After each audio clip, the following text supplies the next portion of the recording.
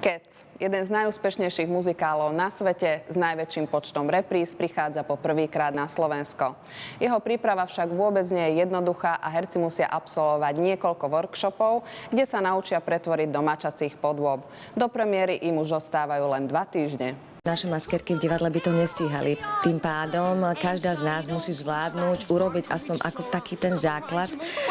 Potom nás už ako keby doťuknú, ale musíme si navzájom pomáhať, čiže sme sa snažili vychytať každý jeden ten krok. Líčenie je veľmi pekné, veľmi aj decentné, že to nie je veľa, že nie sme ako veľkonočné vajíčka pomalované.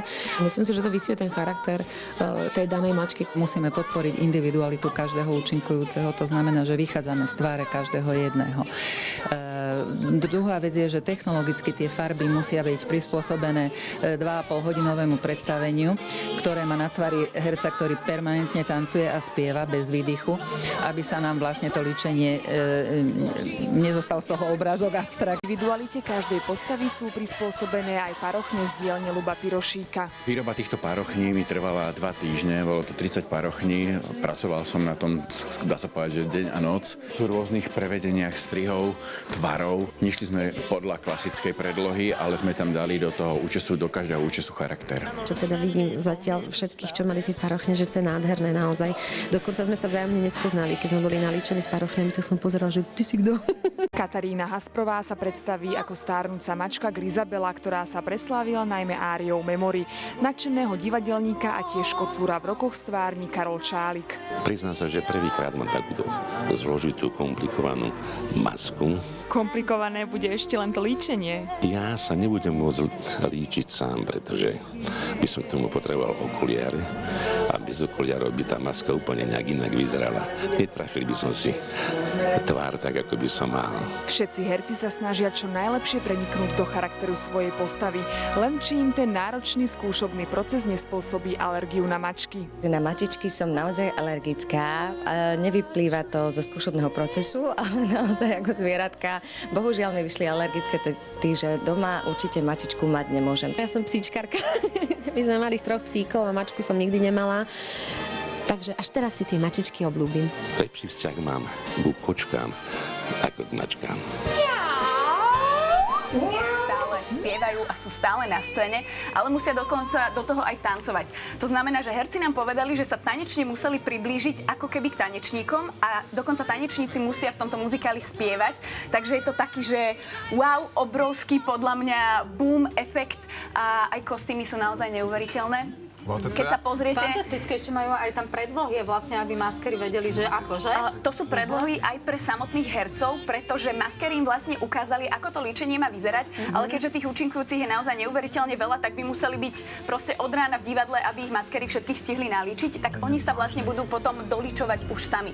Vlastne asi logicky mužom budú pomáhať ešte maskery, ale dievčatá už teraz napríklad hovorili, že si skúšali, ako to bude a dokonca hovorili, že sa neuveriteľne dobre dokážu vyhrať s tým make-upom a myslím si, že to je zase také niečo iné aj pre tých hercov. Áno, tu vidíte, že doslova oni sa hrajú na mačky. To znamená normálne štvornožky, pekne na zemi a po celý čas všetci spoločne na stage, takže nebude tam nejaký čas, že fú, teraz som si zaspieval, teraz sme zatancovali nejakú náročnú choreografiu a idem si oddychnúť do zákulisia. Nie.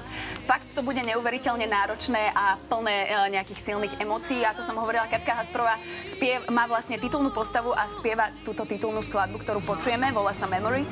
Ale to jej nestačilo, povedal si, že je to málo, tak v druhej alternácii, keď nebude hrať túto hlavnú postavu, tak hrá inú mačku, ktorá bude mať steperské číslo, čo sama Katka ohodnotila, že sa neuveriteľne na to teší, pretože stepovanie je vraj veľká zábava.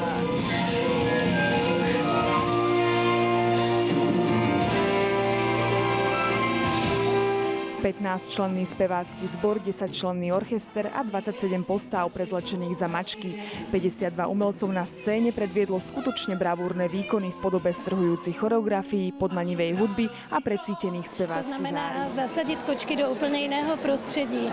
Tak jak se odehrává ta původní verze westernská, se odehrává na smetišti, tak my jsme se rozhodli, že je umístíme na místo, kde se dnes lidé hodně setkávají, chodní centra. Ja tak milujem, som taký uchylný trošku na takú multižánrovosť tanečnú a tým pádom aj ľudí som si tak povyberal, že naozaj od super solistiek baletných až po perfektných breakerov, akrobatov. Na celú prípravu muzikálu mali herci iba 2 mesiace, počas ktorých sa museli naučiť náročné choreografie, spev a vžiť sa do mačacích charakterov. Nemôžeme napodobňovať mačky, lebo by sme boli ako v materskej škôlke, keď deti sa hrajú na mačky. My sme išli takým iným spôsobom nájsť mačku v sebe. Moja mačka mimochodom je lev, tak ja som si ju zosobnil ako leva. V hlavnej úlohe sa predstavila aj Katarína Hasprová. Tak som taká nabudená, ešte adrenalín funguje, ale sme už aj takí vyčerpaní, tak sme radi, že to máme za sebou, lebo bol to taký 2-mesačný maratón. No asi fyzička. No je to taký, okrem toho umeleckého výkonu, to musí byť aj športový výkon. No a ešte tým, že ja som si na seba vymyslela 2 postavy, takže som vlastne si skúšala 2 role. No. Ja si myslím, že každý z nás sa nejako stotožnila, každý v podstate tú mačku vytvoril zo seba nejako.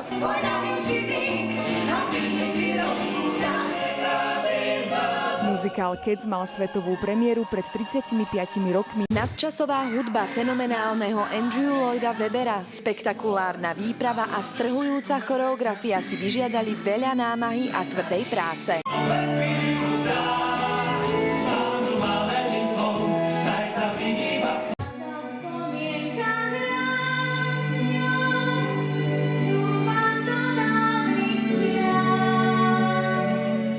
Jeden z najdlhšie hraných muzikálov sveta a videlo ho viac ako 73 miliónov divákov. Druhú postavu starnúceho divadelníka si zahral Karol Čálik.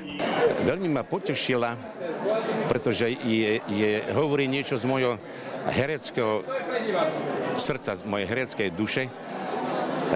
Som na tejto scéne už 50 rokov, 50 sezón, takže svojím spôsobom autori mi tak trošku brnkli na moje srdiečko a pravdivo napísali príbeh cez kocúra.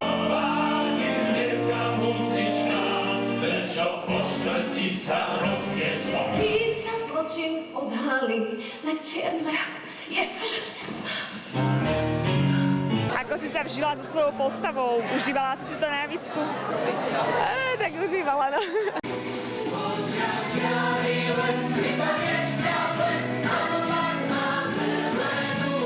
A okamžite zožal neuveriteľný úspech. Veľkým hitom sa stala najmä pieseň Memory, ktorej cover naspievalo 180 spevákov po celom svete. V hlavnej postave Grizabely sa predstavila Katarína Hasprová. Mne je táto rola práve momentálne aj v tejto situácii, ktorej som veľmi blízka, tým, že vlastne ona je smutná. No a tak sa mi to tak paradoxne dobre spieva, aj keď je to smutné. Viem, že nádej stále mám. A naopak Čapka? To je protiklad. To je taká jemne strelená, komická vlastne mačka, ktorá tam sekíruje, ale zároveň má aj dobré srdiečko a hlavne sa teším, že pri tej Čapke si aj zatancuje. Aj keď príprava muzikálu bola v zrýchlenom režime, premiéra dopadla nad očakávania. Hercov čaká ešte ďalších 60 repríz. Simona Frantová, Teatry.